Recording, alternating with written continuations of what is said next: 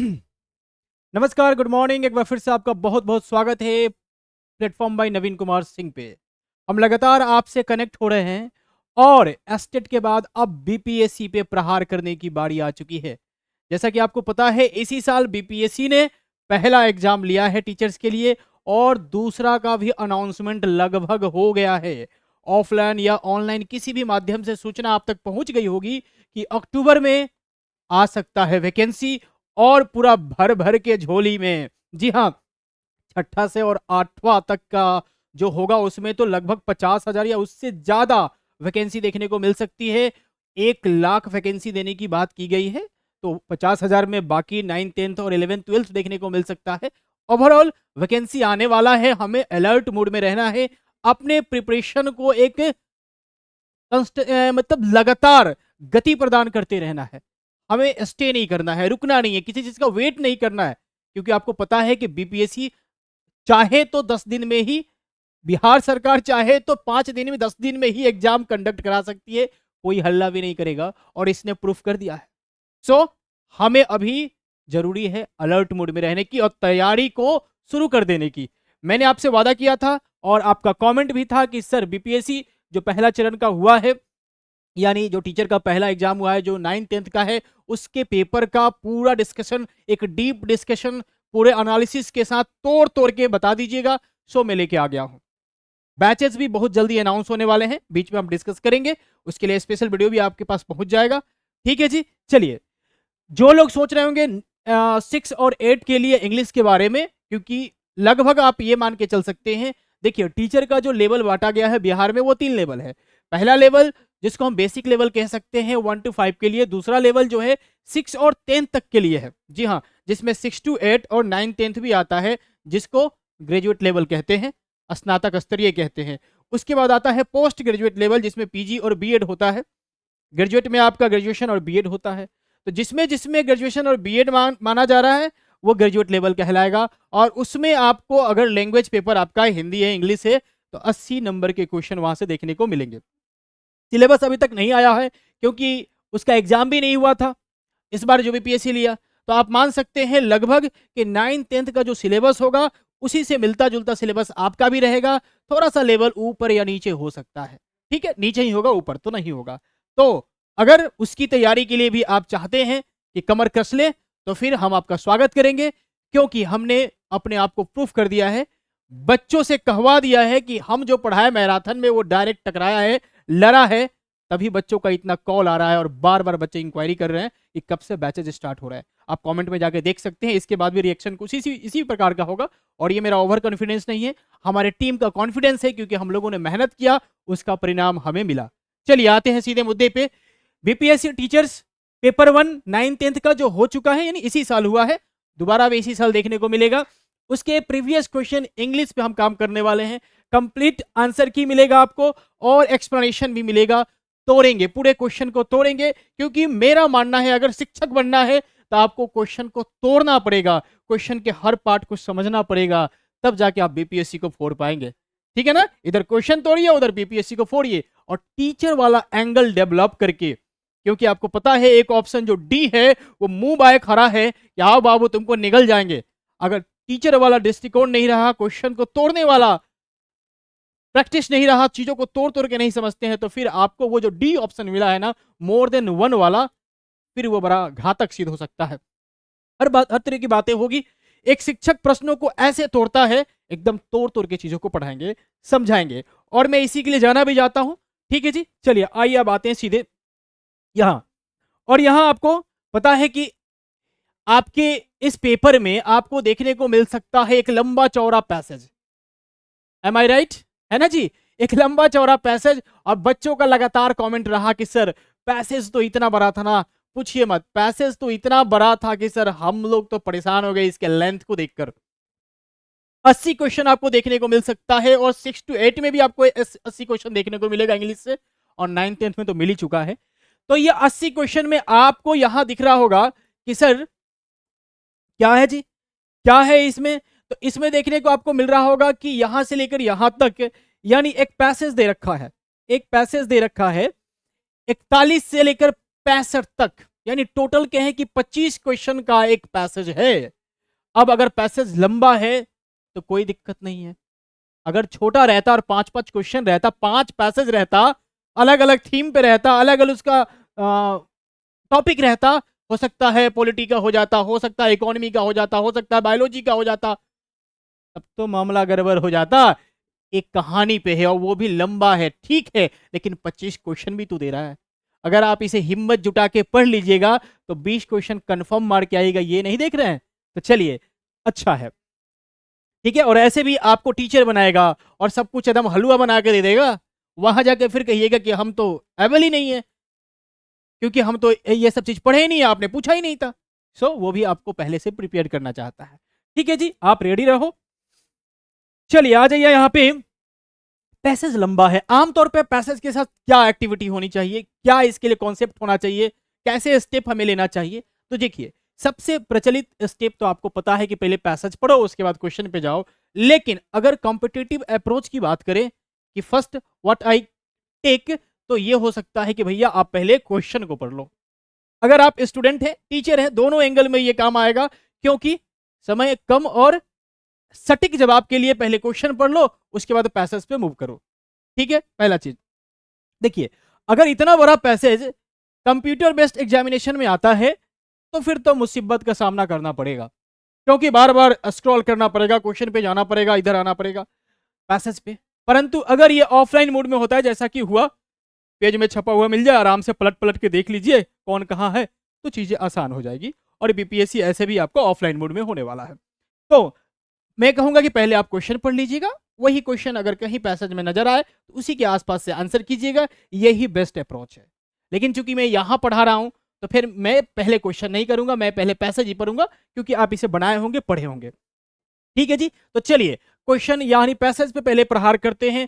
और पैसेज देखिए क्या कह रहा है, it is a cold night, ठंड की रात है कह रहा, इज है, हाँ, इन दिसंबर, दिसंबर महीने में ठंड की रात है, and in a remote village, एक सुदूर गांव में, रिमोट का मतलब होता है दूर, सुदूर गांव में, एंड ओल्ड स्टोरी टेलर, एक बुढ़ा कहानीकार, अब कहानीकार है या कहानीकारनी है, यानी सी है या ही है, ये तो बाद में डिसाइड होगा, इज सिटिंग बाई द हाथ फायर। हाथ फायर का मतलब क्या होता है, वह स्थान जहां आग जल रहा हो, ठंड में हम देखते हैं गांव में कहते हैं कि घूरा लगा के बैठा है लोग आग के चारों तरफ, हाँ, तो वो आग का स्थान या फिर जहां आग जल रहा है, जहां ठंड में लोग हाथ तापने का काम करते हैं। शहरों में देखिएगा तो बड़े बड़े घरों में देखिएगा तो दीवार में ही काट के बना देता है, उसमें एक चिमनी लगा देता है जो बाहर धुआं चला जाएगा, और उसी में लकड़ी का बंदोबस्त हो जाता है, आग लगा दिया जाता है, उस पर लोग जो है हाथ सेकने का भी काम करता है, रूम भी उससे टेम्परेचर मेंटेन रखता है, एक तरह का कह सकते हैं वो हीटर का काम करता है। तो हाथ फायर मतलब वही फायर प्लेस कह लीजिए, आग का स्थान कह लीजिए, या आग का जला हुआ स्थान।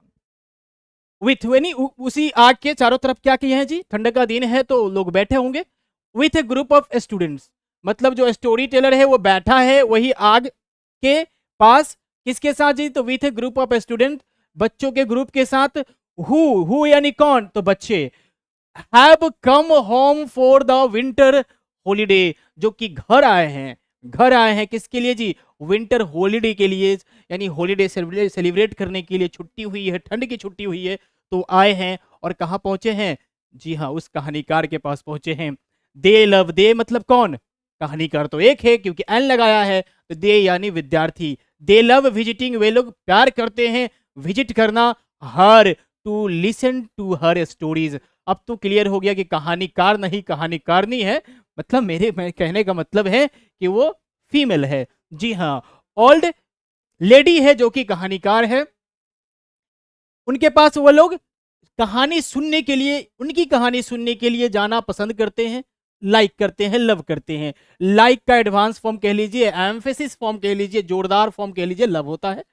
ठीक है जी, बट टुनाइट, आज की रात जो है, granny is not her usual chirpy self, लेकिन आज की जो रात है उसमें जो ग्रैनी है, ग्रैनी कहने का मतलब ग्रैंड माँ, ग्रैंड मदर, जी हाँ, दादी माँ की बात कर रहा है, वो जो है अपने हमेशा के अंदाज में, चर्पी मतलब होता है खुशमिजाज टाइप का नहीं है, खुश दिल नहीं है। ठीक है जी, हाँ, सेल्फ मतलब वो खुद जो है आज हमेशा की तरह, यूजुअल मतलब हमेशा की तरह वो खुश नहीं दिख रही है, कुछ हो सकता है बात होगा वो आगे पता चलेगा। चलिए, शी लुक्स वो दिखती है, कैसा दिखती है, मच लॉन्गर, मच ओल्डर, कह सकते हैं वो दिख रही है ज्यादा बुढ़ी। And seems to be agitated hover something, और ऐसा प्रतीत हो रहा है कि वो किसी चीज पे गुस्सा है, नाराज है, एजि या चिंतित है। एजिटेटेड कहने का मतलब वरीड कह सकते हैं, वो जो है वरीड है किसी चीज को लेकर, नाराज है किसी चीज को लेकर, ऐसा प्रतीत हो रहा है। वन ऑफ द बॉयज, उनमें से यानी वो जो स्टूडेंट है उसमें से एक लड़का जो है आज पूछता है हर उस महिला से, स्टोरी टेलर से, weather C is not feeling well, क्या वो अच्छा महसूस नहीं कर रही है। यहाँ वेदर का मतलब क्या होगा, क्योंकि आपको पता है इंट्रोगेटिव को जब हम डायरेक्ट को इनडायरेक्ट में बदलते हैं तो इफ या वेदर लगाते हैं दैट के बदले।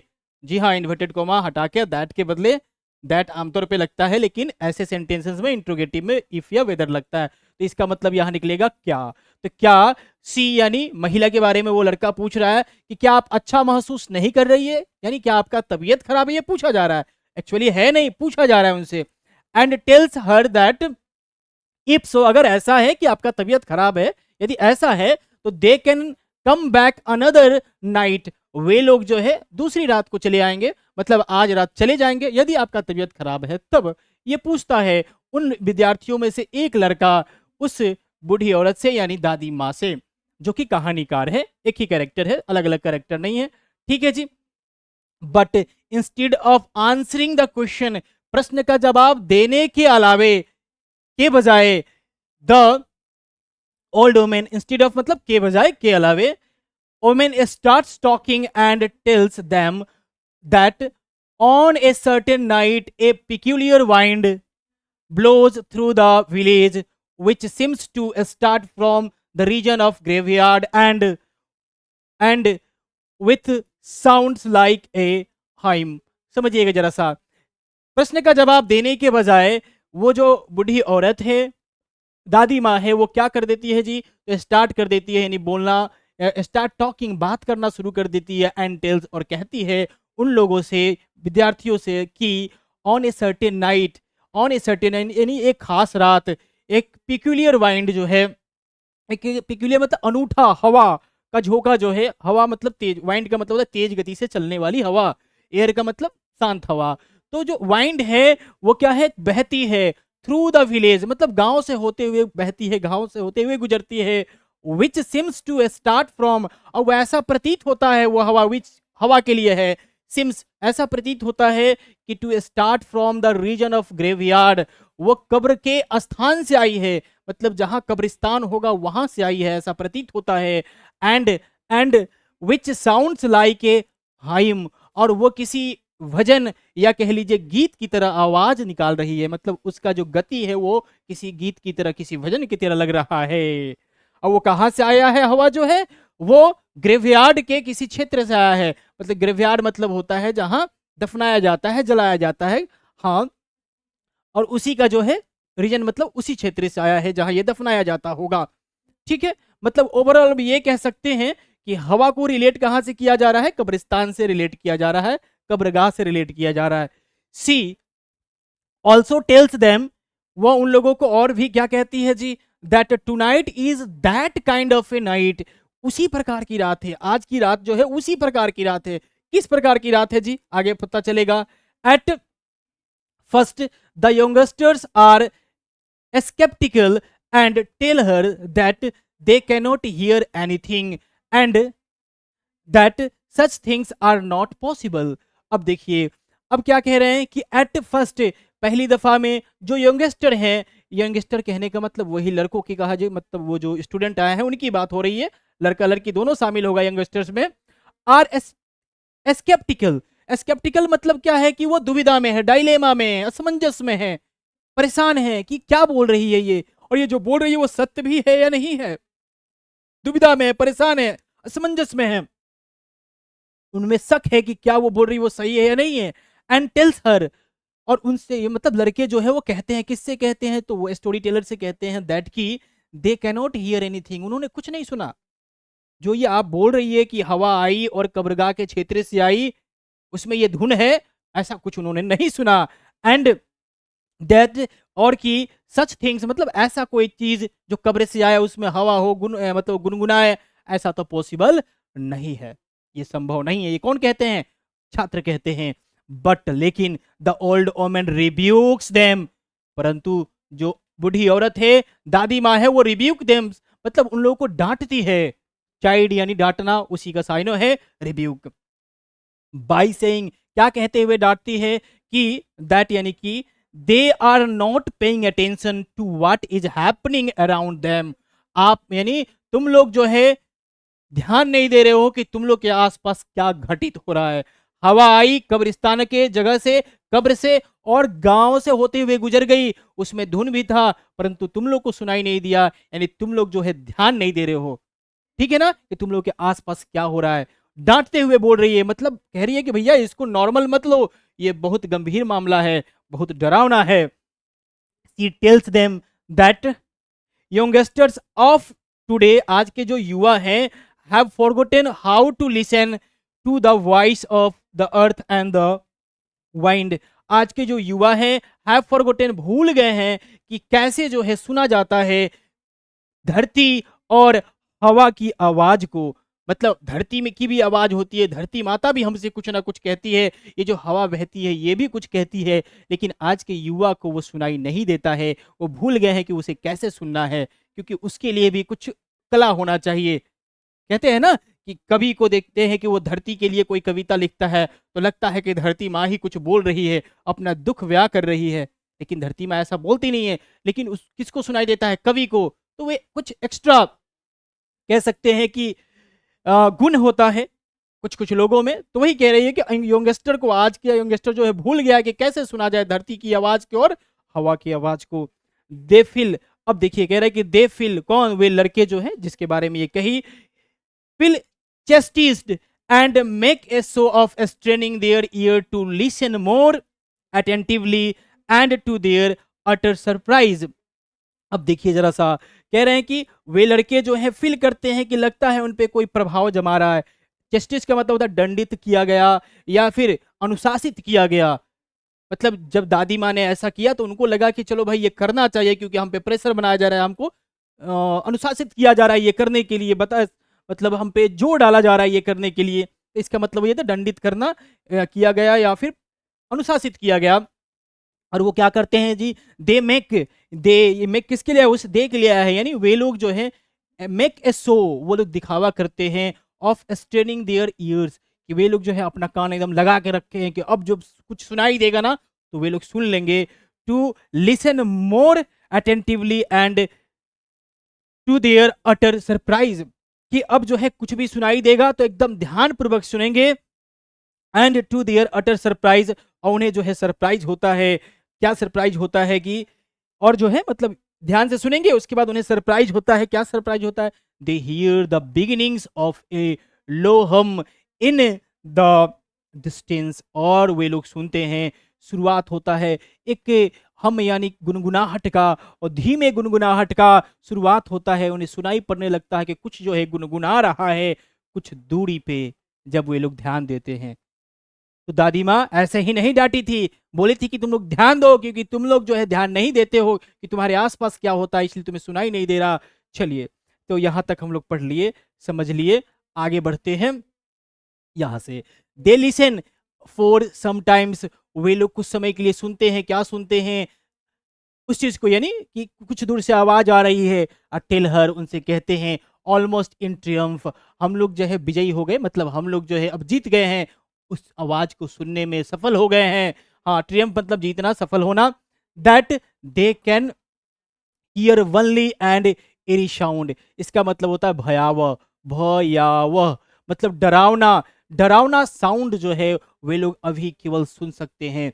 जी हाँ, मतलब उन्हें सुनाई दे रहा है कि कोई डरावना जो साउंड है वो आ रहा है।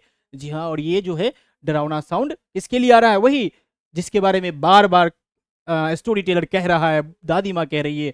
नो, अब देखिए फिर से नो आया। अब the story teller almost shouts, no कह के, नहीं कह के जो स्टोरी टेलर है, कहानीकार है, वो चिल्लाती है। फिर क्या है जी? लिसन केयरफुली, ध्यान से सुनो। अभी भी तुम लोगों ने बढ़िया से नहीं सुना, अभी भी ध्यान से सुनने की जरूरत है। अब क्या होने वाला है जी? Tonight is the anniversary of that dreadful Sunday. उसी भयावह, ड्रेडफुल यानी भयावह रविवार का आज एनिवर्सरी है। मतलब वो घटना, जिस घटना को आगे जिक्र किया गया होगा, वो घटना आज ही के दिन, अगर आज संडे है तो आज ही के दिन घटी थी, और उसका आज क्या है? एनिवर्सरी है। एनिवर्सरी यानी जो साल भर पे आए, आज एनिवर्सरी है। तो कुछ तो भयंकर होने वाला है, कुछ तो तबाही आज भी होगा, क्योंकि उस दिन भी हुआ था। क्या हुआ था आगे पता चलेगा। ड्रेडफुल है तो खतरनाक है, तो कुछ तो होगा।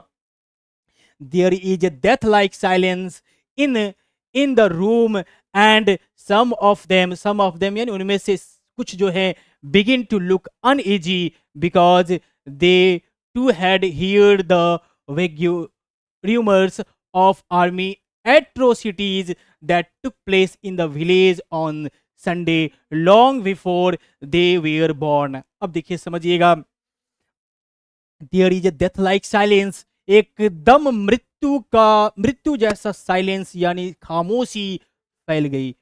खामोशी थी, खामोशी है। कहाँ खामोशी है जी? खामोशी कैसा है? जैसे कोई मर जाता है तो मातम छा जाता है, सब कुछ खामोश सा पड़ जाता है, उसी तरह की खामोशी है इन इन द रूम, मतलब जिस रूम में है वहां पे। एंड सम ऑफ देम, और उनमें से कुछ लोग जो है बिगिन, देखना शुरू कर देते हैं। बिगिन टू लुक मतलब दिखना शुरू कर देते हैं, उनको देख के लगता है भैया कि वो अब जो है अनईजी है, मतलब अब उनमें दिख रहा है कि डर है, वो अनईजी लग रहे हैं, मतलब सामान्य नहीं लग रहे हैं, अब बेचैन सा लग रहे हैं, डर लग रहा है कि उनके चेहरे पे आ गया है। Because they too had heard vague rumours of army atrocities, क्योंकि उन्होंने भी, वेग्यू मतलब अस्पष्ट होता है, मतलब कुछ अनजाना सा अफवाह जो है, रूमर्स यानी अफवाह जो सुने हैं। किसके बारे में जी? तो आर्मी के अत्याचारों के बारे में, दैट टुक प्लेस जो कि घटित हुआ था या हुआ था इन द विलेज, गांव में, ऑन संडे मतलब संडे के दिन ही बात है कि संडे के दिन आर्मी का अत्याचार हुआ था किसी गांव में, उसे वे लोग सुने हैं और उसी को वो लोग देख के अनईजी हो जाते हैं। Long before they were born, मतलब उनके जन्म से पहले ऐसा कुछ हुआ था, अत्याचार हुआ था, आर्मी का अत्याचार हुआ था एक गांव में, और उसे वे लोग सुने हैं, उसी के बारे में वो लोग सोचते हैं और उसको लेकर अनईजी हो जाते हैं। आगे देखिए, स्टोरी टेलर्स एंड ऑडियंस, फिर ऑडियंस यानी स्टूडेंट्स, स्टोरी टेलर तो आप समझ ही रहे हैं, दादी माँ, strain to listen more attentively, फिर जोर डालती है कि और ध्यान से सुनो, and suddenly a strange thing happens, जैसे ही कहती है कि और ध्यान से सुनो, जोर डालने के लिए कहती है, सुनने पर एक घटना घटता है, स्ट्रेंज थिंग, एक अनजान घटना का आगाज हो जाता है यानी घटता है। As the wind whirls past the house, wind जो है एकदम घूमते हुए घर के तरफ से गुजरती है, घर से गुजरती है। वल्स कहने का मतलब चक्कर लगाना, आप घुमरैया होता है ना हवा का, एकदम लगता है कि कुछ उड़ा ले जाएगा, वो उसी तरह से घूमते हुए पास्ट यानी गुजरती है घर से।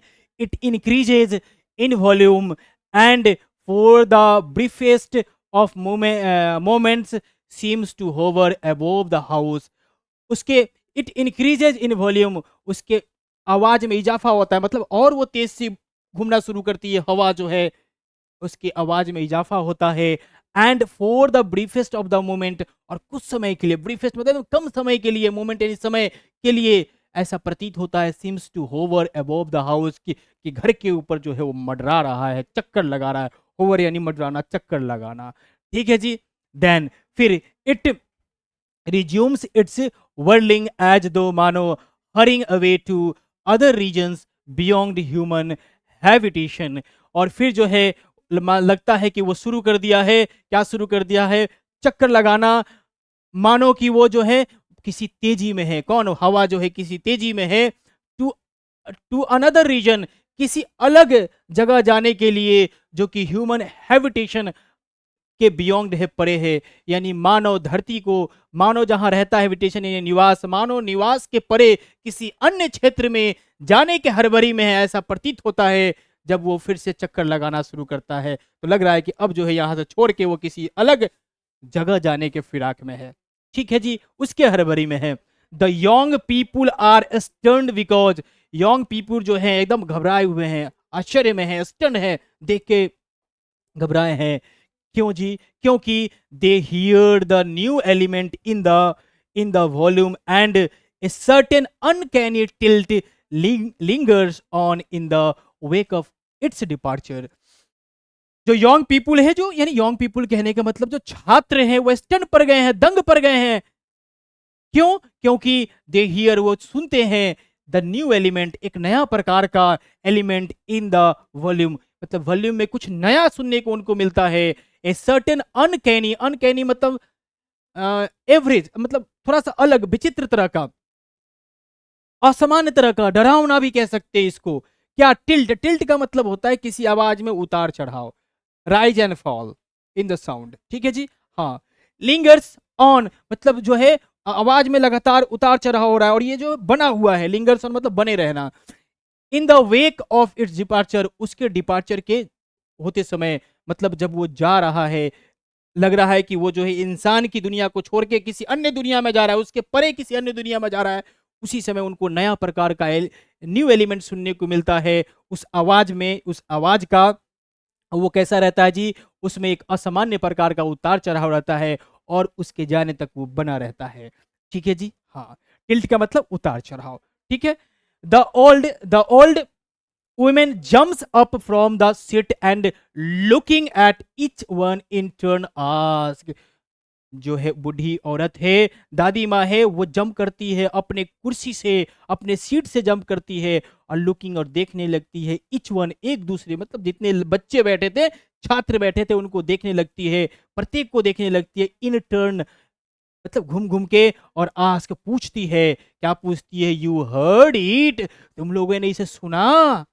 जो इतना अभी तुम लोग कह रहे थे कि कुछ नहीं है, मैं विश्वास नहीं करता, तुम लोगों ने सुना बढ़िया से? You heard it didn't you, मतलब तुम लोगों ने बढ़िया से सुना ना? क्वेश्चन टैग बनाया है, सुना ना? Didn't, didn't I tell you, क्या मैंने ऐसा नहीं कहा था? क्या मैंने ऐसा नहीं कहा था कि एक हवा है जो कब्र से होके आ रही है और पूरे गांव से होके गुजरती है, डरावनी टाइप की है? ऐसा ही कुछ हुआ, मैंने कहा था ना, और तुम लोगों ने सुना ना? उसके बाद क्या है? इट वाज, अब फिर कह रही है कि इट वाज अपेनियो, अपेनोज लास्ट सॉन्ग। ये जो है अपेनो नाम के व्यक्ति है, किसी प्रॉपर नाउन को ही बीच में जो है कैपिटल से लिखा जाता है, बीच में कहीं कैपिटल आ जाए, आप समझ लो वो प्रॉपर नाउन है, किसी व्यक्ति वस्तु स्थान का नाम हो सकता है। तो अपेनोज का ये लास्ट सॉन्ग था, it was the Apenyo's last song, Apenyo's का लास्ट सॉन्ग था। अभी देखिए, अभी तक सब कुछ प्रेजेंट में चल रहा है, इसको पास्ट में लाया है, मतलब कहीं पास्ट की घटना को अब यहाँ जिक्र किया जा रहा है। It was अपेनोज last song, Apenyo's का ये अंतिम गीत था। हो सकता है अपेनोज उसके बाद मर गया हो, ऐसा ही कुछ हुआ होगा, तभी ना उसका ये अंतिम गीत था। And she hums a tune, फिर से यहाँ प्रेजेंट की बात है, मतलब ये कह के उसके बाद फिर वो जो है सी जो है, ये मत कहिएगा कि अपेनोज के लिए सी आया, नहीं, ये दादी के लिए आया है, क्योंकि बात फिर वर्तमान में आ जाती है। हम्स मतलब गुनगुनाने लगती है, ए ट्यून सॉफ्टली, ट्यून मतलब कोई लय गुन गाना, ठीक है ना। हाँ, वो गुनगुनाना शुरू कर देती है धीरे धीरे, ऑलमोस्ट टू हरसेल्फ, खुद में। Sorry, the youngsters can't deny that they heard the note but are puzzled because they do not know what she is talking about। देखिए, यंगस्टर्स जो हैं वो कांट डिनाई, वे लोग इनकार नहीं कर सकते, दैट दे हर्ड, कि वो लोगों ने नहीं सुना, या फिर सुना, ये इनकार नहीं कर सकते क्योंकि उन्होंने भी सुना होगा। द नोट मतलब नोट को नहीं सुना, ऐसा इनकार नहीं कर सकते, बट आर पजल्ड, वे लोग पजल्ड हैं, मतलब पजल्ड कहने का मतलब दुविधा में फंसे हुए हैं, अभी भी जो है चीजें जो है स्पष्ट नहीं है उनके लिए। बिकॉज क्योंकि they do not know what she is talking about, वो किसके बारे में बोल रही है, आई थिंक इसी को लेकर। अपेनोज लास्ट सॉन्ग, दादी ने तो कह दिया, उसके बारे आगे कुछ नहीं कहा, तो उसको लेके वो पजल्ड हो गए कि भैया ये किसके बारे में कह रही है, कौन है अपेनोज, ठीक है ना। हाँ, as the old omen as the old omen stands apart humming the tune, they look at her with wonders। जैसे ही ओल्ड ओमेन जो है वो स्टैंड अपार्ट, कुछ दूर खड़ी हो जाती है जाके, और हमिंग गुनगुनाने लगती है द ट्यून, उसी ट्यून को जो है दे लुक एट हर, वे लोग उसके ऊपर देखते हैं, यानी स्टूडेंट जो है वो उसके ऊपर देखते हैं विथ वंडर, आश्चर्य के साथ, आश्चर्य के साथ देखते हैं। There is a peculiar glow, एक अनूठा ग्लो देखने को मिलता है, निखार देखने को मिलता है ऑन हर फेस, दादी के चेहरे पर, and she seems to have changed into a new self, और प्रतीत होता है कि वो एक नया अवतार ले ली है। वो नया अवतार कैसा है जी? तो मोर अलाइव एंड ज्यादा जिंदा दिली वाला है, ज्यादा जिंदा दिली वाला है और एनिमेटेड है। जी हाँ, जोशीला है। कैसा है जी? अलाइव एंड एनिमेटेड है। उनके चेहरे का जो है ग्लो है वो अलाइव और एमिटेड है। किसके बाद? जब ये लोग वो आवाज सुन लेते हैं तो लगता है ऐसा कि ये भूत जो होगा या जो भी चीज होगा उसका परिवेश जो है दादी में हो चुका है, ऐसा प्रतीत होता है। फिल्मों में देखे होंगे वो औरत जो कुछ नहीं बोलती है, घर में भी ऐसा आप लोग देखे होंगे, आसपास के गांव में देखे होंगे कि कुछ नहीं बोलती, एकदम शांत है, लेकिन जब बुरी आत्मा का प्रवेश उसमें होता है तो सीधे नाम देके कहती है फलना इधर आओ। हो सकता है वो उसका भसुर हो सकता है उसका ससुर हो, लेकिन कहती है रामलाल इधर आओ, तारा के कहनी नु हई हऊ नौ सत्रह। समझ रहे हैं ना? तो ये प्रभाव देखने को मिलता है उस स्टोरी टेलर में। देन अर्लियर मतलब पहले से ज्यादा अलाइव और एनिमेटेड दिखती है, जोशीला और जिंदा दिल दिखती है। आफ्टर ए वाइल, कुछ ही समय बाद, young girl timidly approaches her and ask grandmother what are you talking about, whose last song. रहा नहीं गया इन लोगों को, और उनमें से जो है एक लड़की जो है डरे हुए, टिमिडली यानी डरे हुए अप्रोचेज करती है औरत यानी बूढ़ी माँ को और पूछती है ग्रांड माँ, आस्क ग्रांड माँ कह के संबोधित करती है और कहती है what are you talking about, आप किसके बारे में बात कर रही है? हुज लास्ट सॉन्ग, किसका अंतिम गीत? यानी जो वो नाम था अपेनियो, उससे वे लोग अवगत नहीं थे, अभी तक समझ नहीं पाए थे वो कौन है और किसके लास्ट गीत की बात हो रही है। The old story teller chips around, whip मतलब होता है कोरा मारना या कोरा, घोड़ा को चाबुक मारा जाता है, हाँ, मारना शुरू कर देती है। हो सकता है कपड़ा उपड़ा का होगा, भूत पिचास जब निकट ना आवे, तो वैसे में देखिएगा जब माहौल बनता है ना, तो जो जिसके अंदर बुरी आत्मा का प्रवेश होता है वो सब यही सब तांडव करता है। मतलब चाबुक मारना शुरू कर देती है, लेके घूमना शुरू कर देती है, एंड सर्वे, और सर्वे करती है उनको, मतलब देखना शुरू कर देती है द ग्रुप को, एज दो मानो seeing them for the first time, मतलब ऐसा देखती है लगता है कि वो पहली बार उन्हें देख रही है। मतलब यहाँ हो सकता है कि सरप्राइज वाला मैटर हो। हाँ भैया, एकदम देख के किसी को नहीं लगेगा कि पहली बार देख रहे कि कहाँ से लोग आ गया, ये कौन है, ये कौन धरती का प्राणी है, ऐसा प्रतीत हो रहा है। एकदम सरप्राइज वाला सीन है यहाँ। सी देन हैव्स HEAVE, ये देखिएगा ऐसा नहीं कि मिसप्रिंट है, is haves a deep Sai, मतलब होता है गहरी सांस लेना, और साई का मतलब ही होता है ऐसे भी सांस लेना, जैसे जब ऐसा होता है बुरी आत्माओं का तो आदमी जो है अपने आप पे कंट्रोल नहीं कर पाता, वो कंट्रोल करता है, वैसे सांस ले रही है। हिप्स a deep Sai and with infinite sadness, और उनके चेहरे पर इनफाइनाइट मतलब बहुत ज्यादा जो है सैडनेस भी है इन हर वॉइस, सॉरी उनके चेहरे पे नहीं है, उनके वॉइस में जो है उदासी भी दिख रहा है और गहरी गहरी सांस भी है। स्प्रेड वही है, उसी महिलाई की बात कर रहा है कि जो सी है यानी स्टोरी टेलर है। स्प्रेड कहते हैं फैलाती है अपना हाथ, वाइड एंड विस्पर्स, अपने हाथ को ऐसे फैलाती है और विस्पर्स यानी बुदबुदाती है, कुछ कहती है हल्के आवाज में, you have not heard about, तुम लोगों ने उसके बारे में नहीं सुना है। फिर से आ गया मामला, पहले तो था कि भैया वो आज नहीं सुने, अब आ गया अपेनियो का लास्ट सॉन्ग नहीं सुने, उसके बारे में नहीं सुना है, दैट सॉन्ग उसकी उसका गीत, you do not know about Apenyo, तुम लोग एपेनियो के बारे में नहीं जानते हो। Then come and listen carefully, तो आओ और ध्यान से सुनो वो कौन था, क्या हुआ उसके साथ, आओ ध्यान से सुनो। 10 इस प्रकार से जो है शुरू करती है। ऑन ए कोल्ड दिसंबर यानी नाइट, यानी दिसंबर का वो ठंड का रात, इन ए रिमोट विलेज, एक सुदूर गांव में, an old story teller gathers, एक जो है बूढ़ा स्टोरी टेलर गैदर करता, इकट्ठा करता है the Yong of the land, मतलब उस जगह के युवाओं को, उस जगह के युवाओं को इकट्ठा करता है around the leaping flame, leaping flame को हम कह सकते हैं वही हाथ फायर लिपिंग मतलब चिंगारी निकलता हुआ, फ्लेम्स मतलब आग, मतलब ऐसा आग जहां से चिंगारी निकल रहा हो, उसी के अराउंड में, तो हम वही फायर प्लेस से इसको रिलेट कर सकते हैं। मतलब ये कहना चाह रही है कि जो माहौल अभी बना है कि हम तुम्हें कहानी सुना रहे हैं, हम कहानीकार हैं और आग के चारों ओर हम लोग बैठे हैं, वही ऐसा ही कुछ पहले हुआ है। हाँ, मतलब उसी का एनिवर्सरी है और फिर से आएगा, कयामत होगा। ऑफ ए हाथ, मतलब हाथ के, वही हाथ आ ही गया है यहाँ पे, देखिए ना, हाथ यानी आग के चारों ओर जो है हम लोग, वो लोग बैठा है, जो कहानी सुना रही है उसके बारे में, उसमें से चिंगारी निकल रहा है आग में से। एंड एस्कॉर्ट्स, एस्कॉर्ट्स का मतलब होता है, एस्कॉर्ट्स यानी पालथी मार के बैठना। मिट्टी में ऐसे हम लोग नहीं बैठ जाते खाने होने के लिए, तो गांव में तो लोग ऐसे ही बैठते हैं।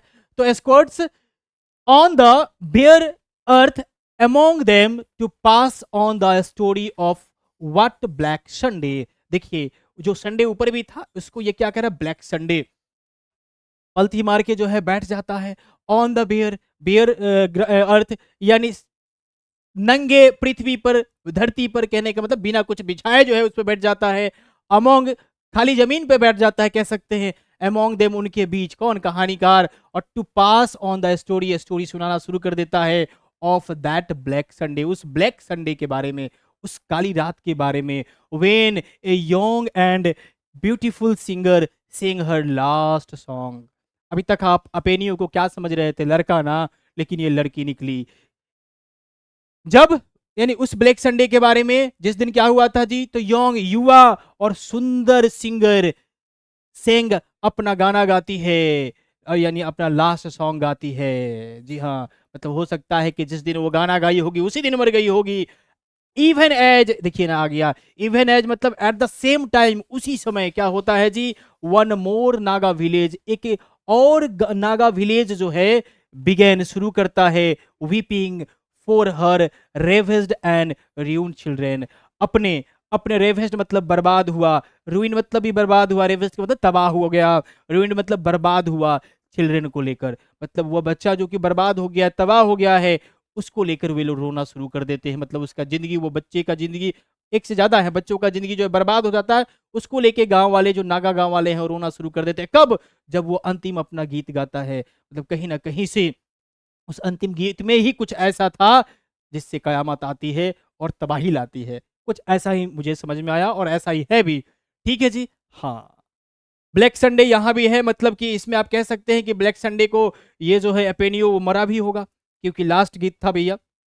और ऊपर भी आप देखे थे कि ब्लैक संडे है, वो संडे को क्या हुआ था जी, पिक्यूलियर यानी वाला स्थिति था। चलिए ना आगे बढ़ेंगे तो क्वेश्चन में मिल जाएगा, बहुत सारी चीजों का भी इसमें कुछ और दिया है। अच्छा, ये जो निचोड़ है, एक्सट्रैक्ट मतलब निचोड़ है, द लास्ट सॉन्ग से लिया गया है। जी हाँ, द लास्ट सॉन्ग से लिया गया है।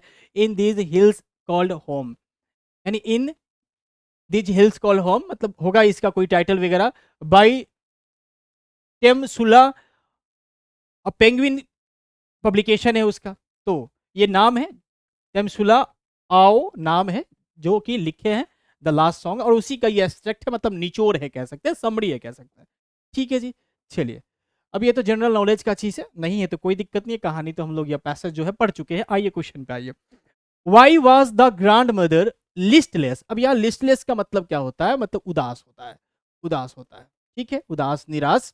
ठीक है, हतोत्साहित है। क्यों है जी, तो उदास है, क्यों निराश है, उस रात क्यों उदास थी, क्यों निराश थी। तो क्वेश्चन में है सी वाज अनवेल, वो जो है बीमार थी, अनवेल कहने का मतलब बीमार थी। सी वॉज टू ओल्ड, देखिए चूंकि पैसेज है और पैसेज में कंटिन्यू उस पर पड़ा रहना पड़ता है, तो कुछ लोग देख रहे होंगे, सोच रहे होंगे कि सर कुछ बोल ही नहीं रहे हैं, तो क्या बोलूं।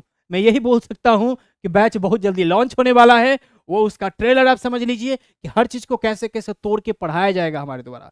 बहुत जल्द हम बता देंगे आपको कि हम कैसे कैसे प्रोग्राम कर रहे हैं, कि आपको टॉपिक बाय टॉपिक कैसे थ्योरी, उसके बाद ज्यादा से ज्यादा एमसीक्यू कराया जाए, ताकि इस बार ऐसी कोई गलती ना रह जाए, क्योंकि समय है अपने पास, एक महीना काफी होता है समय, मेरे लिए तो काफी है, क्योंकि 4 दिन में जब मैं आपका एस्टेट निकलवा सकता हूं, तो एक महीना में बीपीएससी जो भी हो, यूपीएससी भी अगर एग्जाम कंडक्ट कर लेना तो निकलवा दूंगा।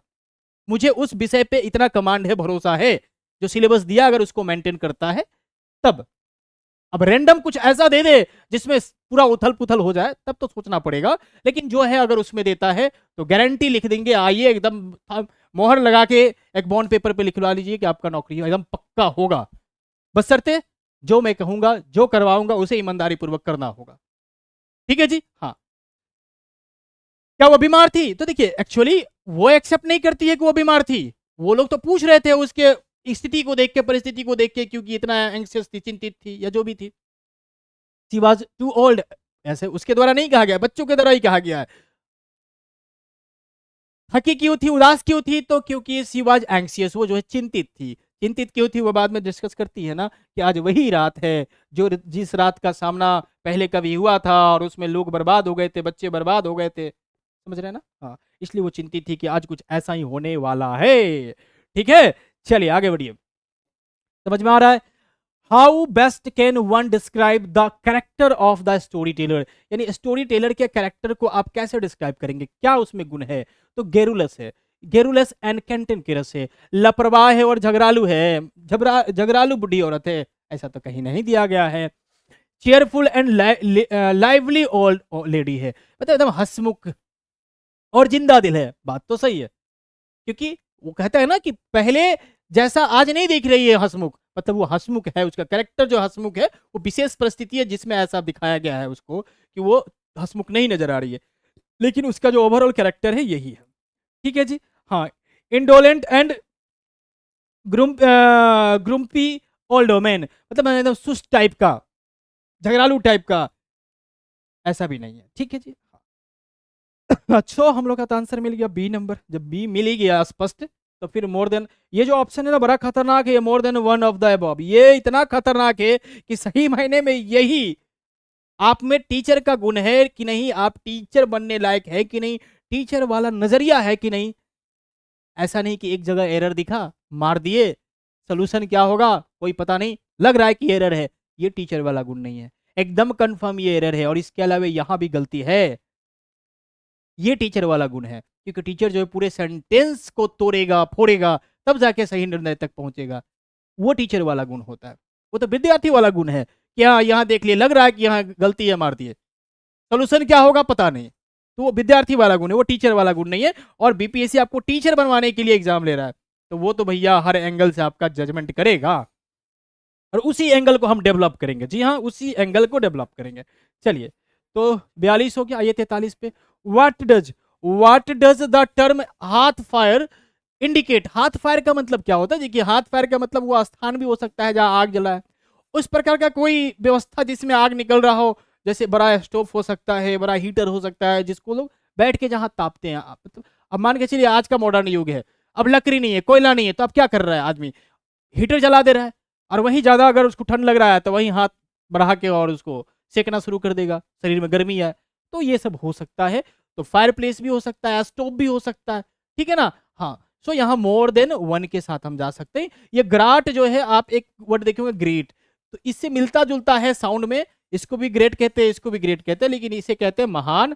और ये हमारा होता है वो लोहा जिसपे हम आग जलाने का काम करते हैं, ताकि आग जो है नीचे हो जाए और ऊपर जो है मेन आग रहे। ठीक है ना? हाँ, लिट्टी उट्टी बनाने वाले लोग इसका यूज करते हैं। ठीक है जी, चलिए आ जाइए। सो हम कह सकते हैं यहाँ मोर देन वन होगा, क्योंकि लगभग ये सब उसी से मिलता जुलता सिनोनिम्स है। ठीक है, चलिए, समझ रहे हैं? कोई दिक्कत कोई परेशानी होगा कमेंट करेंगे। What was so special about that night, उस रात जो है क्या स्पेशल था? क्या स्पेशल था जी? तो it was a stormy night with in incessant thunder and rain. Incessant मतलब लगातार, वो जो है एक तूफानी रात थी, स्टॉर्मी नाइट थी, और लगातार जो है ओला वगैरह यानी घाटा जो है गरज रहा था, बादल जो है गरज रहा था, बारिश हो रही थी। ऐसा था क्या? ऐसा तो कुछ जिक्र नहीं किया गया है जी। It was that fateful night when a particular wind blew, हाँ, वो जो है एक रात थी जिसमें जो एक पार्टिकुलर वाइंड जो है, खास हवा जो है बहती है। ये तो है, ये तो है कि ये उसी रात की बात कर रहा है। Silent night when moon, moon भी तो नहीं था जी, इसका तो जिक्र हुआ है। जब इसका जिक्र हुआ है तो आंसर भी यही बनेगा। ठीक है जी, चलिए आगे बढ़िए। जहां दिक्कत होगा बोर्ड के भी आंसर में और हमको लगेगा वहां हम लोग डिस्कस करेंगे, बाकी जगह अगर स्मूथ चल रहा है तो इसको चलने दिया जाए। What is the trajectory? Trajectory का मतलब क्या होता है जी? तो किसी वस्तु, जैसे कोई वस्तु फेंकते हैं तो हो सकता है वो कर्व के ऊपर जाए, मतलब नीचे से ऊपर जाए, ऊपर से नीचे आए, तो वो पाथ, जिस पाथ पे वो मूव कर रहा है। अगर कोई गाना गा रहे हैं तो उसका पाथ क्या है, गाना में कितना आप कब राइज कर रहे हैं टोन को, कब फॉल कर रहे हैं, तो वो पाथ जो है ट्रेजेक्टरी कहलाता है। प्रक्षेप पथ कह सकते हैं इसको। That song takes in the story, जो स्टोरी में गाना है, आपने देखा ना टिल्ट, अनकैनी टिल्ट सुने हुए, मतलब असामान्य प्रकार का टिल्ट देखने को मिलता है, उतार चढ़ाव देखने को मिलता है उस गाने में। यानी the song rises from the, या फिर कहां से आई है ये भी कह सकते हैं। हाँ, ट्रेजेक्टरी का मतलब कहां से आई है तो ये भी कह सकते हैं। The song rises from the, कहां से उत्पन्न होता है जी? तो graveyard, filling the whole village and disappears beyond human habitation. ये तो एकदम लाइन बाई लाइन मिल रहा है जी। The song rises from the graveyard filling the whole village with good cheer, ना मातम छा जाता है, यहाँ गुड चीयर की बात कर रहा है। The song rises from the graveyard filling the whole village sadness and fade away the gradually. यही ना ह्यूमन लगता है, मतलब उधर से आ रही है और लगता है कि कहीं अब हमारा दुनिया ह्यूमन हैबिटेशन छोड़ के आगे बढ़ेगी। तो ये जो है आपका बेस्ट आंसर होगा। ठीक है जी। हाँ, 45 का ए। आगे बढ़िए, 46 पे आइए। 46 कह रहा है, why do listeners gather to hear stories at night in the remote village upon the hills of North East India? क्यों इकट्ठा होते हैं जी लिसनर उस ओल्ड विलेज में, नॉर्थ ईस्ट इंडिया के ओल्ड विलेज में कहानी सुनने के लिए रात में क्यों इकट्ठा होते हैं? तो they are engage in factory and offices during the day. ऐसा है क्या? ऐसा तो कोई जिक्र ही नहीं है जी, तो ये तो गया। दे आर इंगेज, इंगेज तो कुछ है ही नहीं, वो तो हॉलीडे में आए हैं ना। They engage in the textile company, मतलब क्या है, कुछ भी। मोर देन, जब ये तीनों गलती हो गया तो मोर देन कहां से? मोर देन कहां से जी? तो आंसर कौन होगा? नन ऑफ दीज होगा। और नन ऑफ दीज मारने के लिए हिम्मत चाहिए, गट्स चाहिए। बिना गट्स का नहीं होगा बाबू। अब वो टीचर ही कर सकता है नन ऑफ दीज के लिए, तो वो तो टीचर खोज रहा है और टीचर चाहिए उसको, इसलिए इस तरह के ऑप्शंस, चैलेंजिंग ऑप्शंस तैयार किए गए हैं जानबूझ के। समझ रहे हैं ना? हाँ, 40 हो गया। आ जाइए जल्दी से इधर, जल्दी से आ जाइए इधर। इसमें जो ये पार्ट 1 होगा, इसमें हम लोग 40 क्वेश्चन डिस्कस करेंगे, फिर 40 क्वेश्चन जो है नेक्स्ट पार्ट में डिस्कस करेंगे, क्योंकि वीडियो हम ज्यादा लंबा नहीं चाहते, चीजें जो है शॉर्ट में रहे। लेकिन जितना भी करेंगे वो डिस्कशन तो प्रॉपर होगा, आपका डीप होगा discussion. Pick out a synonym of the word rebuke, मतलब डांटना होता है, और डांटने से रिलेटेड क्या था जी? तो चेस्टेड वर्ड जो था उसमें उसमें था ना कि दे फील चेस्टेड, मतलब उन्हें लगा कि भैया हमको डांटा जा रहा है, हमको दंडित किया जा रहा है। सो ये आंसर हो जाएगा। ठीक है जी। रेवेज मतलब तो बर्बाद होना, एजिटेटेड मतलब होता है आपका वरीड होना, रिब्यूक का मतलब डांटना होता है, बिल्कुल अलग है। सो एक ही होगा answer. Which word is the story indicates super natural element? अच्छा, सुपर नेचुरल एलिमेंट को कौन बता रहा है? तो इरी साउंड था जी। अनकैनी टिल्ट था, मतलब कि दोनों टिल्ट, उतार चढ़ाव था, और सुपर नेचुरल मतलब वो जो हवा थी उसी को लेकर जो बातें कही गई हुई वही सुपर नेचुरल के कैटेगरी में आएगा। तो मोर देन वन के साथ हम मूव कर सकते हैं। ठीक है जी। हाँ, चलिए ये 49 में आ जाइए। 49 कह describe the look on the story tellers face, यानी स्टोरी टेलर के फेस का लुक जो है डिस्क्राइब करना है, कैसा दिखा वो, दिखी वो। When they all clearly here the tune of the song, यानी जब सॉन्ग का ट्यून वो लोग क्लियरली सुनते हैं तो उनका चेहरा, किसका चेहरा? तो खासकर स्टोरी टेलर का चेहरा कैसा था, उसके चेहरे पे क्या दिख रहा था? अब क्या है ना कि ऑल व्हेन दे जब कह दिया तो लगता है कि सबके बारे में कह रहा है। और देखिए कितना अच्छा से दे दिया, स्टंट था, पजल था, लाइव एंड एनिमेटेड था। तो इसमें स्टोरी टेलर के लिए क्या था स्पेशल? तो ये था, ये जो है वो किसके लिए था? ये जो है वो तो बाकी कैरेक्टर के लिए था, स्टूडेंट के लिए था, लेकिन स्टोरी टेलर के लिए प्रॉपर क्या था? तो 49 में बी था। बोलिए, समझे? 49 का आंसर क्या होगा जी? तो बी होगा। मतलब वो देखिए कितना अच्छा से ऑप्शन को डिजाइन किया गया है, और दे करके आपको दुविधा में भी डाल दिया गया है कि आप जो अब उसके बारे में और ओवरऑल सबके बारे में सोचना शुरू कर दे, और सबको लेके आप ऑप्शन आगे बढ़ जाए, मोर देन के साथ चल जाए। लेकिन आई थिंक यही होना चाहिए 59, और यही आपका 59 का बेस्ट आंसर है। जी हाँ, बेस्ट आंसर है, और बोर्ड के द्वारा भी ये दिया गया है। और चूंकि मैं समझाने में आपको कामयाब हूं, ये भी आप बताएंगे, क्योंकि चीजों को रिलेट करके समझना बड़ा जरूरी रहता है। ठीक है, चलिए, क्योंकि ऐसे भी इंग्लिश जो है आप लोग को थोड़ा सा डिस्टर्ब करता है समझने में, मतलब दिक्कतें होती है, और अगर कोई बढ़िया से ना समझाए, चीज़ों को रिलेट करके ना समझाए, तो फिर तो मामला फंसी जाता है, और एक डर सा बन जाता है कि लगता है इंग्लिश हमको फंसाएगा, और पैसेज जो है हमको डुबाएगा, हम हिम्मत नहीं जुटा पाएंगे। लेकिन नहीं, आप जुटा पाइएगा, प्रैक्टिस हम करेंगे, इतना प्रैक्टिस करेंगे। बैचेज आ रहे हैं, बहुत जल्दी बैचेज आ रहे हैं। 19 तारीख को हो सकता है बैचेज आ जाए, 18 तारीख को आपका रिजल्ट होगा, 19 तारीख को हमारा बैचेज आएगा। ठीक है, हाँ, इसलिए थोड़ा भी टेंशन नहीं लेना है, थोड़ा भी टेंशन नहीं लेना है। हमारा लक्ष्य है नौकरी लेना, हम लेके रहेंगे, चाहे स्थिति परिस्थिति कितना भी प्रतिकूल क्यों ना हो जाए, अनुकूल हम बना लेंगे। समझ रहे हैं ना? हाँ। How would you describe the listener? आप लिसनर को कैसे डिस्क्राइब करेंगे जी? As casual and irresponsible. Casual मतलब एकदम सामान्य, और इरेस्पॉन्सिबल है मतलब रेस्पॉन्स नहीं करते हैं, ऐसा तो नहीं दिखा हमको। जब जब वो डांटी है, जब जब फटकार लगाई है, जब जब ध्यान देने को कही वो लोग ध्यान दिए हैं, ऐसा नहीं ना है। हाँ। एज केयर फ्री, लापरवाह है, लाइट हार्टेड डरपोक है, ऐसा भी नहीं दिखा है। एज पोलाइट एंड कंसिडरेट मतलब ध्यान देने वाले हैं, और ये जो है परफेक्ट है, ध्यान तो देते हैं। हाँ, तभी ना वो सुन पाते हैं, ध्यान नहीं देते तो नहीं सुन पाते।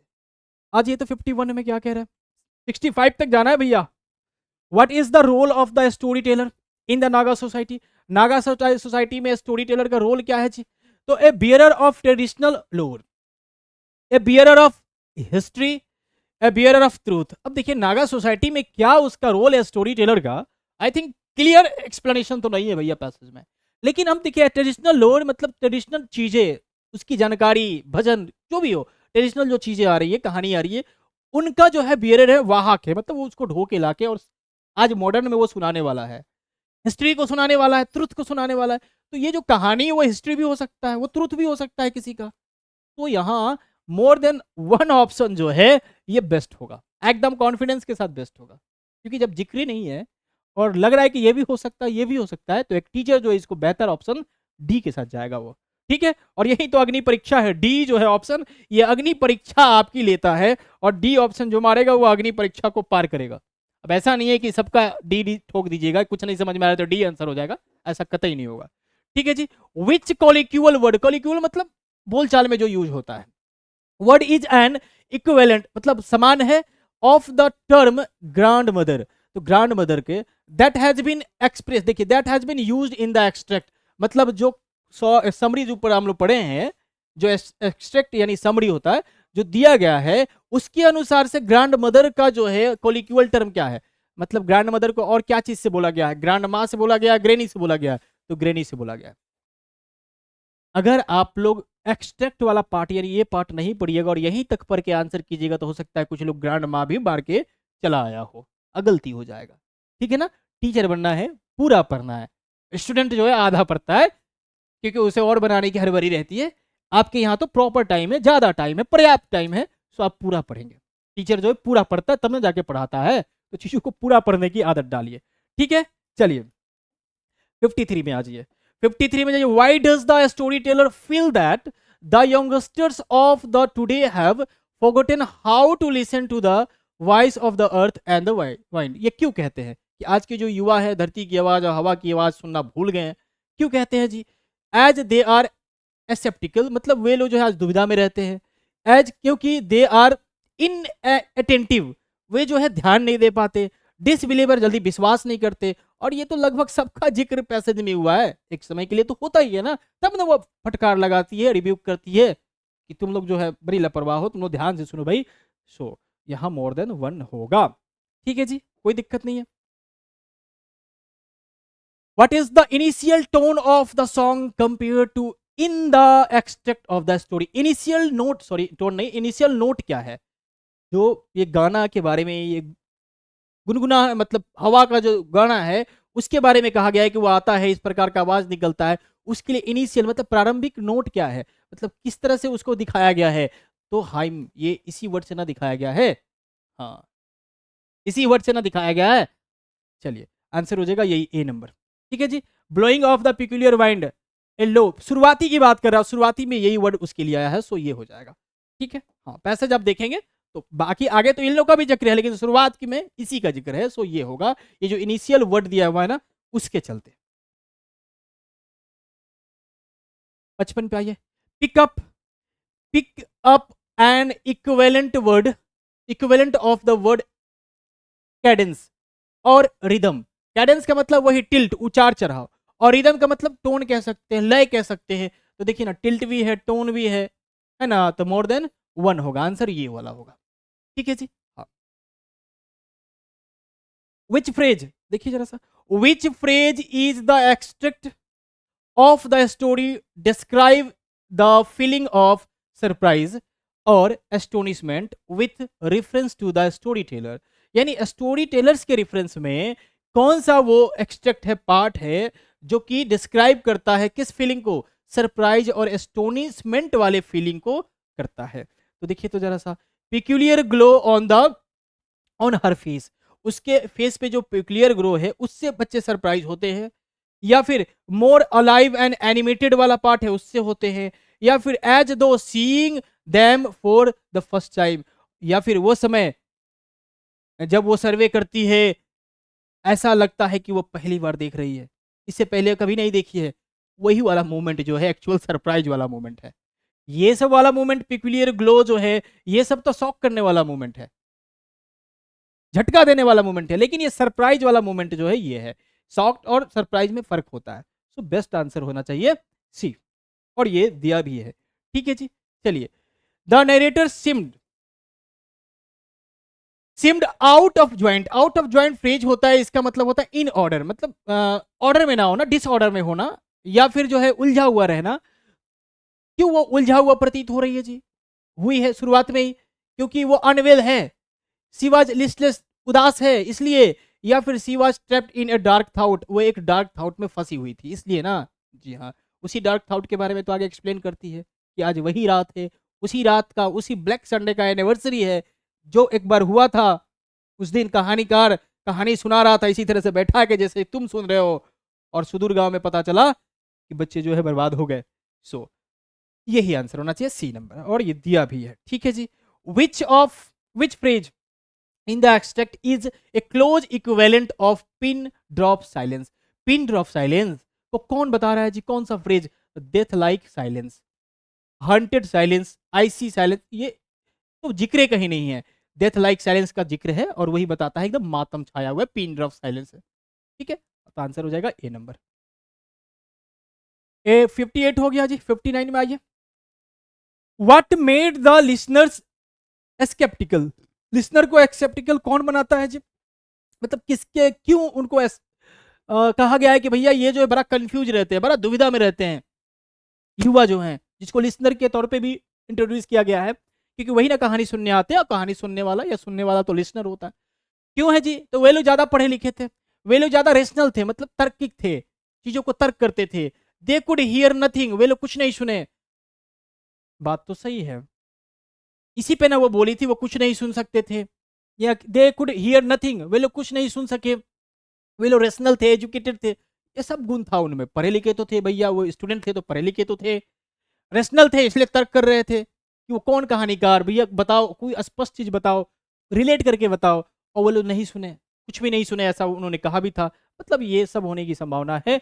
सो मोर देन 1 इसका बेस्ट आंसर होगा। देख रहे हैं ना, मोर देन 1 कितना का ऑप्शन जा रहा है, इसलिए हाँ, एंगल अगर टीचर वाला नहीं होगा तो भयंकर होगा गलती। जी हाँ, इसलिए नजरिया बदलना पड़ेगा, चीजों को तोड़ना पड़ेगा, तब जाके एसएससी बीपीएससी टीचर के लिए हम क्वालिफाई कर पाएंगे, उसको फोड़ पाएंगे। Which element feeling is most prominent in the story, कौन सा एलिमेंट फीलिंग, देखिए इसको हम कहते हैं टर्म्स ऑफ लिटरेचर कह लीजिए, या फिर इसको कहते हैं डिवाइसेस ऑफ लिटरेचर। ऐसे चीजों को जॉनरे कहते हैं। जॉनरे कहने का मतलब क्या होता है ना, कि ले जो ये कहानी जो लिखा गया है इसमें क्या है, कॉमेडी है, ट्रेजेडी है, क्या है, मतलब मार काट की बात की गई है, अंत में सब लोग मर जा रहा है, ये हास्य की बात है, जॉनरे कहते हैं उसको। क्या है इसका जॉनरे जी, इसका जो जॉनरे है, क्या इसमें मार काट की बात है, अंत में लोग मर जाते हैं, ऐसा तो कुछ ज्यादा तो नहीं दिखा, वो तो कहानी का पार्ट है। इसमें एलेजाइक, एलेजाइक का मतलब होता है एलेजी, ये जो वर्ड होता है एलेजी, एलेजी का मतलब होता है शोक गीत, अगर कोई मर जाता है और उस पर जो कविता लिखी जाती है उससे रिलेटेड होता है, उसको एलेजिक बोलते हैं, और उसी से जुड़ा हुआ एलेजाइक की एडजेक्टिव फॉर्म है। तो बात तो कुछ है इसमें, अपेनियो के डेथ की बात है, उसके लास्ट सॉन्ग की बात है, और शायद वो वही ग्रेवयार्ड की बात है जहां वो दफन होगा, कुछ तो ऐसा ही है, और ऐसा स्पष्ट बहुत बार बताया भी गया है पैसेज में। सो इसको हम कह सकते हैं एलेजाइक, ये एलेजाइक है, और आंसर भी एलेजाइक दिया गया है बोर्ड के द्वारा। ठीक है जी, समझ गए, चलिए। Which word in the extract is closest in meaning to the phrase wisps around, मतलब कोड़े मारना। कोड़े मारना को कौन सा फ्रेज जो है बता रहा है समरी में, मतलब उस कहानी में कौन बता रहा है?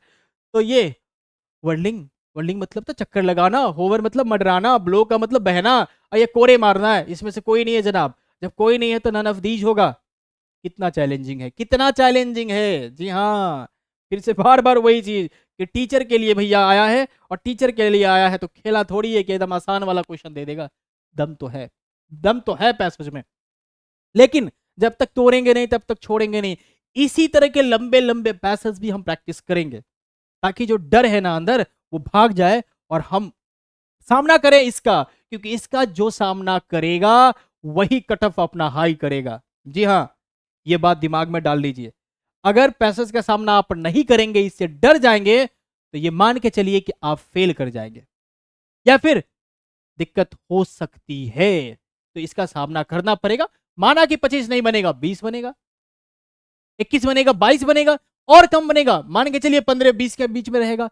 लेकिन 15-20 के 20 से मतलब पढ़ लीजिएगा ना, उससे कम नहीं जाने वाला। तो 15 नंबर तो सिक्योर हो गया ना आपका, परफेक्ट हो गया ना, उसे कोई काटेगा भी नहीं। चलिए, लेकिन प्रैक्टिस करेंगे तो 20 प्लस ही होगा, माना कि 25 नहीं होगा। एक महीना में आपको हम ऐसा नहीं है कि विद्वान बना देंगे और सब कुछ सारा गुण आप में भर देंगे, लेकिन 20 तक के लिए हम तो अभ्यास बेहतर से बेहतर कर सकते हैं। What memories did the song bring back? कौन सी जो याद है वो वापस लेके आती है? What memories did the song, मतलब गाना जो है वो कौन सी याद को वापस करती है जी? To the director and listener, listener में कौन से मेमोरी को, याद को वो ताजा कर देता है वो गाना सुनने के बाद? The anniversary of that dreadful Sunday, हाँ, वो गाना जो है याद दिलाता है कि आज वही रात है, वही संडे है जो कि भयावह था, ब्लैक संडे के नाम से जिसे डिनोट किया गया है। डेथ एनिवर्सरी ऑफ बियानो, डेथ एनिवर्सरी है उसका, उस ब्लैक संडे की याद पहले आती है, उसके बाद उसमें आता है कि भैया उसी दिन जो है डेथ पियानो हुआ है, मतलब पेनियो का मौत हुआ था। तो डेथ एनिवर्सरी नहीं है।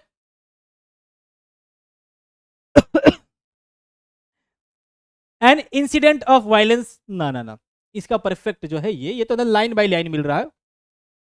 ठीक है, 63 का, 63 का जो ए होगा, और बोर्ड ने भी इसको ए ही कहा होगा, आई थिंक ए ही होना चाहिए। 63, 63 का ए, हाँ ठीक है जी, ठीक है।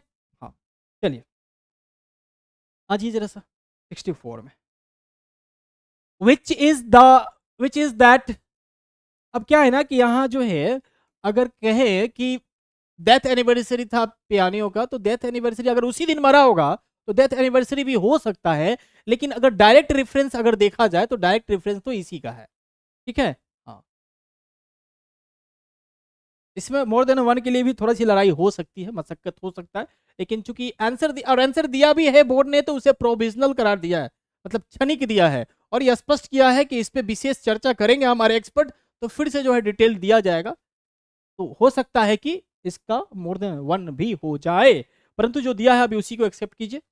Y is that particular day refer to as black Sunday? क्यों उसे ब्लैक संडे कहा गया है जी? तो देखिए, तो डेथ ऑफ एपेनियो, हाँ उसी दिन जो है एपेनियो का डेथ है, और यहाँ तो स्पष्ट हो गया जी कि उसी दिन उसका डेथ है। And atrocity suffered by the villagers on the certain Sunday, यानी उसी संडे जो है अत्याचार भी होता है विलेजर्स पे, आर्मी का, ये भी जिक्र ऊपर है। बाद में जो है उसी दिन जो है वो मर गया, अंतिम सॉन्ग था उसका तो मर गया।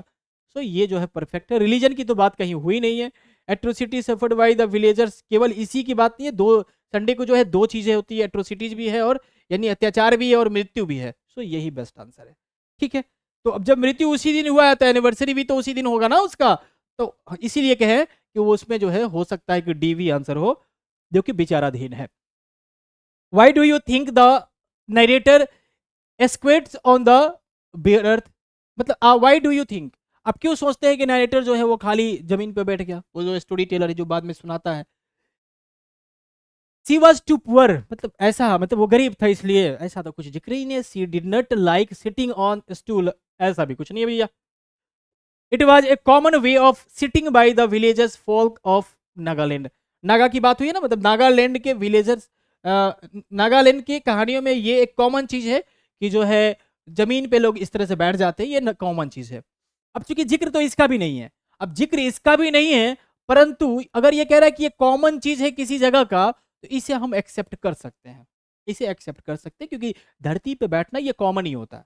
तो थोड़ा सा अपने बुद्धि विवेक का प्रयोग कीजिए, चीज़ों को रिलेट कीजिए, थॉट कीजिए, कनेक्ट कीजिए हमारे समाज से, आपको ये बेहतर ऑप्शन नजर आएगा। क्योंकि ये जब ये दोनों है नहीं, एक ही है, तो मोर देन एबव हो नहीं सकता। अब नन ऑफ दिस के साथ जाने से पहले ये बार बार ऑप्शन आपको जो है रोकेगा, ठीक है, क्योंकि बैठा तो है, बैठा है तो कुछ तो बात होगा। अब कुछ तो बात होगा, जब ये ऐसा कुछ बात जिक्र नहीं है, तो समझिए कि वो एक समान तरीका है बैठ जाने का जमीन पे, ठीक है। हाँ, जब कोई पार्टिकुलर पर्पस या पार्टिकुलर रीजन नहीं है, तो फिर वो समान ही रीजन होगा, एक जनरल रीजन होगा। तो आंसर ये बेस्ट होगा, ठीक है जी। चलिए, हम लोग जो है पैसेज पूरा समाप्त कर चुके हैं, और इस वीडियो में हम पैसेज ही कवर करेंगे, और अगला वीडियो तुरंत आपको मिल गया होगा, मिल जाएगा, या फिर हो सकता है आप ये जो वीडियो है देख रहे हैं, आ भी गया होगा, आप उसे चेकआउट कर लेंगे, ठीक है ना। इसे बहुत जल्दी हम अपलोड करवा देंगे। इसको भी तोड़ेंगे, इसको भी पूरा तोड़ेंगे, केवल आंसर ही नहीं तोड़ेंगे, पॉसिबिलिटी कहां कहां और हो सकती है, किन किन बातों का रखना होगा ध्यान। करिए थोड़ा सा इंतजार मेरे दोस्त, मेरे मेहमान, फिर हम मिलेंगे बहुत जल्द। तो कैसा लगा ये पैसेज का एक्सप्लेनेशन, चीज़ों को आप समझ पाए, रिलेट कर पाए, क्योंकि रिलेट करेंगे, समझेंगे, तोड़ेंगे, तभी बीपीएससी को फोड़ेंगे। बार बार हम यही कहेंगे, टीचर वाला एंगल डेवलप कीजिए, कैसे टीचर चीज़ों को लेके चलता है, सोचता है वो, और वो एंगल हम यहाँ भी अप्लाई करेंगे, चीज़ों को एकदम तोड़ तोड़ के समझेंगे। तो अगला वीडियो जरूर देखिएगा, इस वीडियो के डिस्क्रिप्शन में उसका लिंक मिल जाएगा, आपको जाके चेकआउट कर लीजिए, ठीक है जी।